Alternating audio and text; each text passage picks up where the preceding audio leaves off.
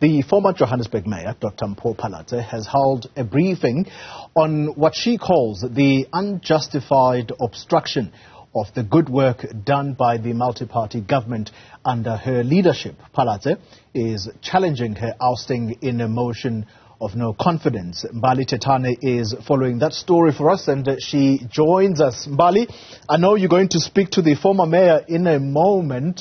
Does she still hold the view, with many people lampooning her in the last couple of days, that, quote unquote, she is entitled to be the mayor of Johannesburg? That's certainly right, Colleen. Of course, that is what she will be fighting in the Joburg High Court next week. Of course, so we know that Johannesburg does have a new mayor, but the former mayor, or the ousted mayor, says that, well, you know, that sitting of council was illegal, unlawful and unconstitutional. So according to the DA, she is still the mayor of Johannesburg, and her name is Mpho Phalatse, and she joins us now. Mpho, we've just seen the briefing by the DA, and of course you are looking at being reinstated back in the city of Johannesburg, but this is only a court sitting that will sit next week.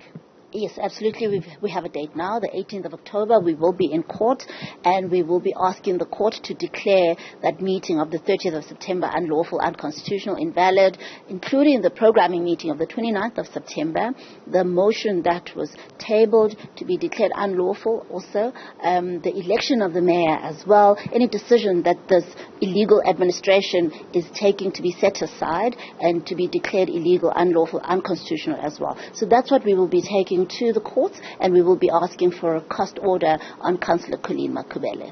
Many residents are asking, is this really worth it? Because when you look at your coalition, you have the likes of the Patriotic Alliance with you and voting with you in council. It's clear that, you know, they have now are now part of the ANC's coalition and part of the ANC's alliance. And of course, you going to court means that should they be removed once more, if they vote again in council, you know, we all know what the outcome would be.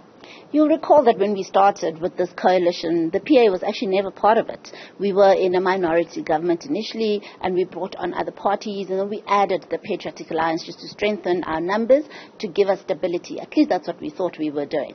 Coalitions are proving to be very dynamic, unfortunately unstable, but it also shows that anything can happen and that parties can change sides. Therefore, no, we're not going to give up. We're not going to say, therefore, it's cast in stone that we can never govern because the PA has crossed sides. We never had the PA in the beginning to start with, so we'll see what we end up with, but there are talks by our national leaders across the board to see what it is that we can do together to regroup and rebuild this coalition. Another tricky terrain that you're faced with is the issue around ActionSA. They are reviewing their coalition. It seems as if they may or might also just then be voting with the ANC. What is your relationship so far? What is the status of that relationship with ActionSA in the city of Johannesburg? Well, what I'm aware of is that a lot has been said between the Democratic Alliance and ActionSA. We're politicians. That's what we do. We talk, we're opinionated, we're assertive. Unfortunately, this time it went into the public domain, and that was messy, so it shouldn't have gone that far. But these are the kinds of robust engagements that happen internally all the time. What I do know is that we all want to see a rebuild of our municipalities. We want to save our cities, and I'd really hoped that ActionSA will continue to work with the multi-party government to see what we can do together to regroup and rebuild. I'd be very disappointed if the reports are true that they're considering working with the ANC. I would be very confused. It would be a sad day for our residents, particularly our residents in Johannesburg, because what I heard, whether it's true or not, was that they're considering taking Tshwane, which means they would allow the ANC to continue looting in Johannesburg. So many people voted them into the Johannesburg Council. They've got 44 seats because people wanted an alternative government. They did not want an ANC government. So I hope it's not true. Like I said, we are yet to verify if these reports are true, but it would be a sad, sad day if that were true. Your coalition partners wanted a reconfiguration of your coalition. Why did you not try to at least listen, to their plea, saying that, well, because now the speaker has been removed, let's reconfigure this alliance and see what works for all parties? The coalition agreement makes room for a review, which would allow for any alterations that are deemed necessary by all the partners to happen. But if you look at how long it took to put the agreement in place, it took long. It took lengthy negotiations, sometimes into the early hours of the morning, iteration after iteration, until we got to an agreement that everybody was comfortable with and everybody deemed fair. We don't believe that a crisis situation is an opportune time to do a review of a coalition agreement that requires so much thought, consideration, and it's not even done at a local level. It's done looking at the broader picture, looking at several metros, sometimes even beyond the province, because we do have engagements with some of our partners in other parts of the country. For instance, we've got a relationship with the IFP in KZN and so on. So no, it should not be a rushed process. The Democratic Alliance is not against a review of the coalition agreement. It is in the agreement that it should be reviewed as and when the partners deem it necessary, and the Democratic Alliance is part of that agreement. But we don't believe that a crisis situation was an opportune time. But one would say it was necessary because, I mean, they reached out to you on several occasions saying, well, let's review it now since we don't have a speaker. I don't believe that. And I don't believe that that's the real reason why we are here. Looking at developments, looking at what has happened with the Patriotic Alliance crossing over, looking at what one IFP MP said, that it was actually the Patriotic Alliance that put the idea in the minds of the IFP to urge them to demand the speaker position at a time that's not opportune. It's almost as if they were setting us up for this kind of situation that we're in today. The Patriotic Alliance were members of our coalition. They are well aware of the contents of the coalition agreement. They knew that a review would come at the right time. But I believe that they had struck a deal with the ANC already, all along. And I believe that all of us are now looking at, well, you know, if we had a different speaker candidate, perhaps things could have kind of gone a different way. I don't believe that that's true. And they showed their hand in the end when we were actually considering putting forward an IFP speaker candidate, and they said, well, we will still not support that candidate. I think we now see what was going on. Mpho, you know, the residents of Joburg are faced with, you know, various challenges of service delivery, water, electricity, and the likes. And of course, you know, looking at where we find ourselves now with coalitions and coalition partners and coalition agreements, residents of Joburg are yearning for some sort of stability. You know, one would also say going back and forth again to seeing this administration being removed, seeing the reinstatement of the DA or this coalition, one would say that would find ourselves back to square one again, where your council members would then be voting once more. One would say too much time is being spent on negotiating and not stabilizing the municipality and seeing services being delivered. Is this in the interest of the residents of the city? When can we see a stability? And I'm sure you, as the DA, you want to see stability in this municipality.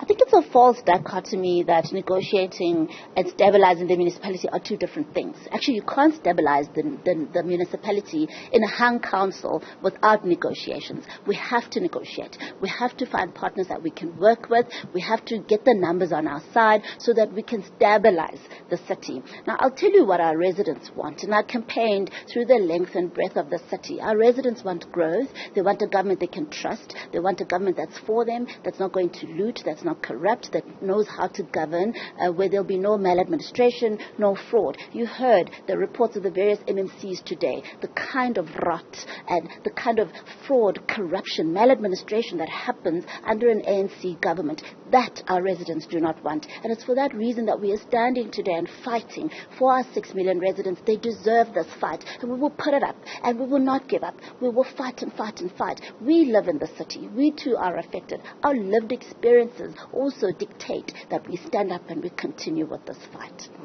As you continue with this fight, Mpho, you said to us earlier you are still speaking to some of those in your coalition.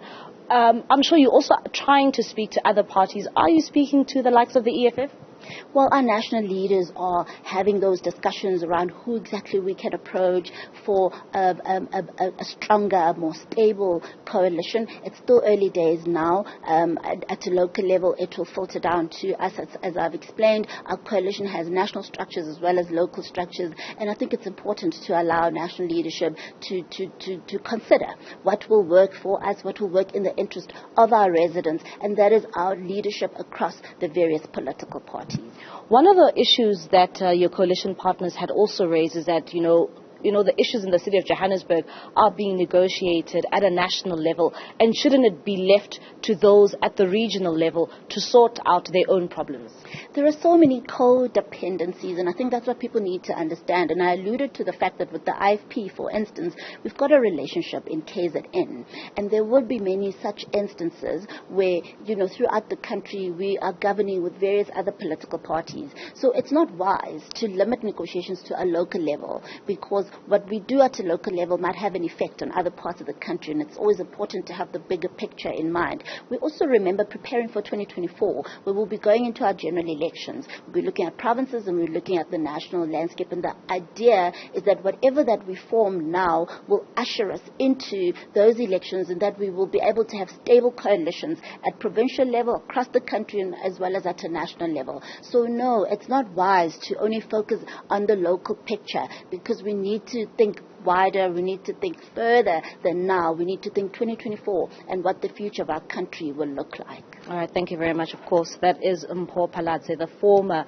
Joburg mayor, or as she puts it, the current mayor in the city of Johannesburg. Of course, this is as the DA challenges the ANC in court, and this fight will be taken to the Johannesburg High Court next week, Tuesday, where they will want for that council, which sat on the 30th of September, to be declared invalid and unconstitutional.